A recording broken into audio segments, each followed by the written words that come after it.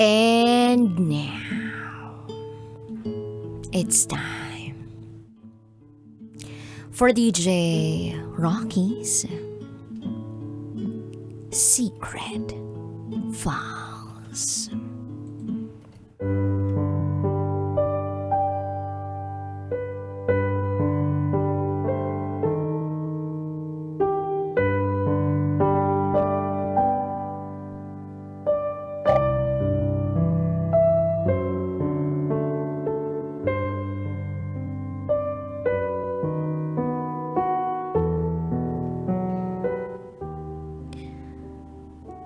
Mahal ko silang dalawa.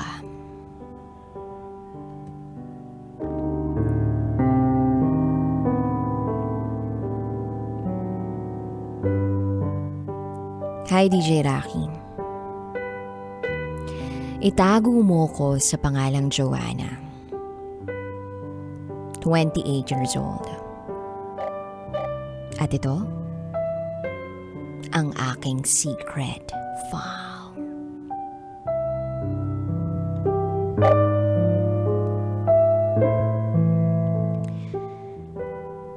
13 years old pa ako noong nagkahiwalay ang kinilala kong ama at ang aking tunay na ina. Then eventually nakilala ko rin ang tunay kong ama. Kapos kami sa pera noon. At dahil doon, kinupkup ako ng tita, lolo, at lola ko. Mahigpit sila sa akin noon. Bahay school lang ako. Pinag-aral nila ako hanggang sa nakatuntong ako ng third year high school. At doon ay nakilala ko ang isang lalaking babago ng buhay ko. 16 years old ako that time. Kaklase ko siya. Masaya kami. Araw-araw pumapasok sa eskwela. Hindi kami uma-absent. Naging inspirasyon namin ang isa't isa para makapagtapos ng pag-aaral. Hanggang sa nakapasok kami sa top 10 sa section namin. Then nakilala siya ng mga magulang ko. Yes, DJ Rocky. Napakilala ko siya as my boyfriend. Then 4th year high school na kami nang magkaroon ako ng problema sa lolo ko. Umuwi ako sa mga magulang ko. Nagpatuloy pa rin ang relasyon namin. Hanggang sa nag-college kami, kumuha lang ako ng 2-year course at sinundan niya rin kung ano ang kinuha kong kurso. Kaya lang huminto siya dahil kailangan niyang magtrabaho para matulungan niya ang mga kapatid niya. So eventually, nakagraduate ako. Then fast forward, 7th anniversary namin, nag-propose siya sa akin. Nagpaalam siya sa mga magulang ko, tita ko, lolo ko at lola ko. Ang sabi niya, gusto niya akong pakasalan. Magkaibang religion namin. Ang sabi ko sa kanya, church wedding ang gusto ko dahil pangarap kong maglakad sa altar. Nagpabinyag siya para matupad ang dream wedding ko. Nagsama nga kami sa iisang bubong at doon ko nakilala ang totoong pag-uugali niya. Mahilig siyang mag-inom. Halos 4 to 5 times a week. At hindi niya alam kung anong ginagawa niya sa tuwing nalalasing siya. Kung ano-anong mga pinagsasasabi niya sa akin. Pinagmumumura niya ako, pinagsisigaw-sigawan, at kung minsan ay nasasaktan niya ako ng pisikal. Although, di naman ganun kasakit. And then hihingi siya ng paumanhin. And there was a time na vinideo ko siya sa mga pinaggagawa niya sa akin. At kitang-kita niya na takot ako sa kanya. Pero kahit ganun na napakita ko na sa kanya yung video kung paano siya sa tuwing nalalasing siya, uulitin niya pa rin ang gawain niyang pag-iinom. Inililihim niya pa sa akin kung ano-ano pang idadahilan niya para lang hindi ko malaman na nag-iinom siya. Then 4th wedding anniversary namin. Hindi lang pag-iinom ang pinagkakaabalahan niya, pati pagsusugal. Nalulung siya sa kasusugal, online sabong. Kahit puyat siya sa trabaho, tuloy pa rin siya. Ilang buwan kong tiniis na yung sweldo niya sa pag-online sabong lang niya napupunta. Hanggang sa isang araw na puno na ako. Hindi ko na talaga siya mapigilan sa pagbibisyo niya.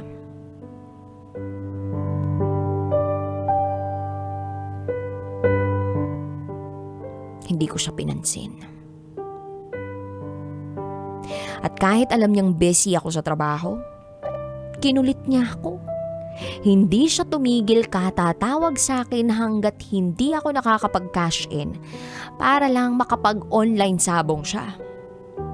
Nawalan ako ng gana. Ilang taon ko ang tiniis yung ugali niya sa tuwing lasing siya, tapos idinagdag niya pa yung pag-online sabong na yan. Pinaalis ko siya sa tinitirhan namin. Pinaalis ko siya doon sa bahay kung saan kasama namin ang pamilya ko.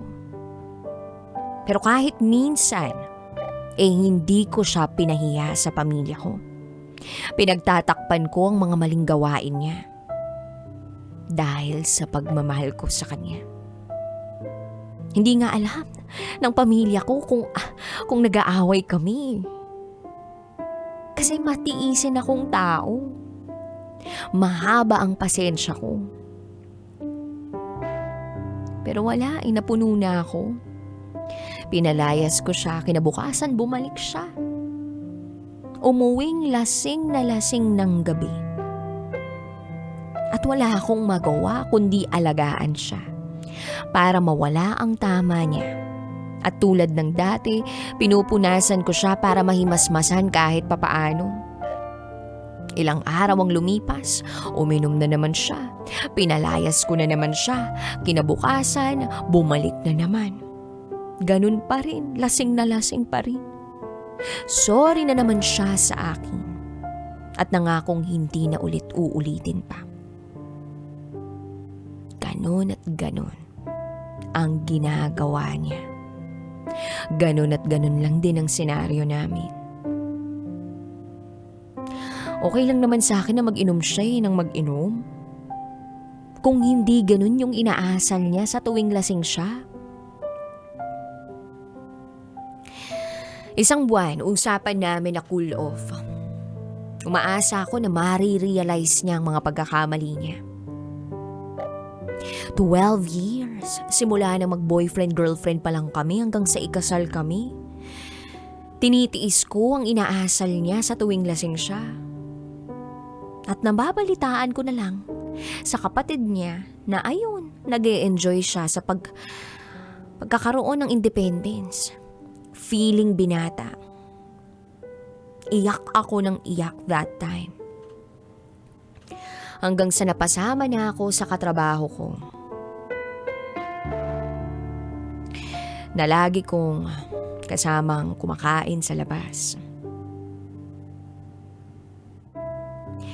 Yung asawa ko kasi, lahat bawal sa akin dun.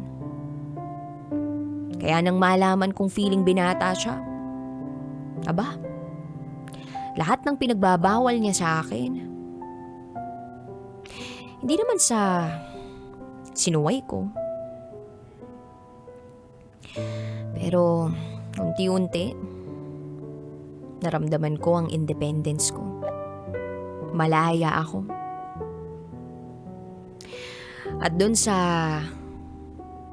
katrabaho kong madalas kong nakakasama na kumain, napalapit ako sa kanya. Puro kami tawanan at puro kami kalukuhan. Nakakawala ng pagod. Para bang naibsan yung lungkot na dinadala ko. Hanggang sa lumipas ang isang buwan. Tumawag sa akin ang asawa ko, lasing na lasing. Masaya na raw siya. Hindi na raw niya ako kailangan. Mas okay raw na walang nangingialam sa mga gusto niyang gawin sa buhay niya. Buong buhay ko, hindi ako nag-o-open ng problema ko tungkol sa asawa ko, sa ibang tao. But that time, ubus na ang pasensya ko.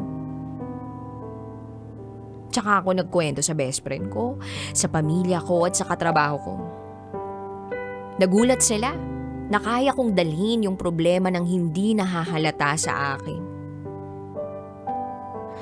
At doon na nagsimula ang lahat. Na-develop kami sa isa't isa ng katrabaho ko. Alam kong mali kasi kasal ako. Pero anong magagawa ko? Masaya ako sa piling ng katrabaho ko. Then one day tumawag na naman yung asawa ko. Masaya na raw siya dahil may nagpapasaya na raw sa kanya. Gumawa raw ako ng kasunduan namin na wala na kaming pakialamanan sa isa't isa.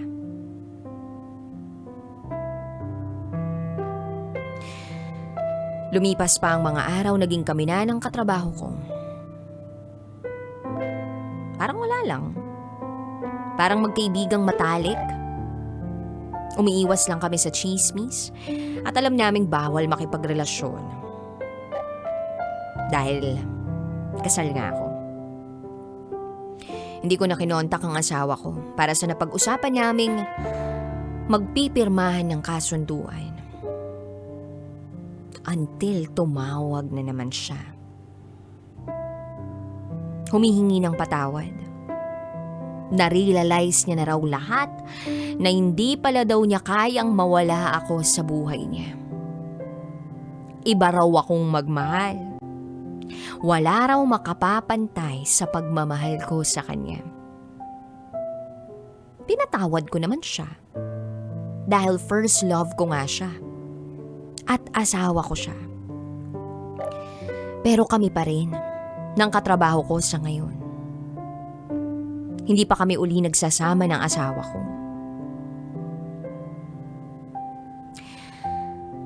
At nandito ako ngayon sa sitwasyong ito. Ano bang dapat kong gawin, DJ Rocky? Babalikan ko ba ang asawa kong ilang taon kong tiniis? Ilang taon kong pinaasang sarili ko sa mga pangako niya na magbabago siya? O magstay na lang ako sa karelasyon ko ngayon? Nahihirapan akong magdesisyon. Dahil mahal ko sila parehas. Sana'y matulungan niyo ako. Muli, ako si Joanna. At ito ang aking secret file.